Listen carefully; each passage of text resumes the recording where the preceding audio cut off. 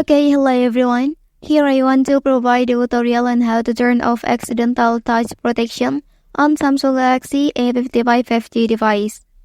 Well, accidental touch protection settings may vary between devices, and some users may prefer to have it disabled for their specific usage preferences. Knowing how to turn off accidental touch protection gives you greater control over your device behavior and customization options. So how to do that? Let's go to the tutorial. Okay, first thing first, enter to the settings menu on your device.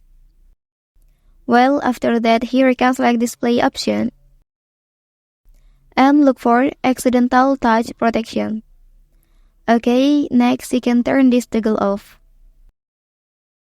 Well, that's the tutorial on how to turn off accidental touch protection on Samsung Galaxy A55 5G device.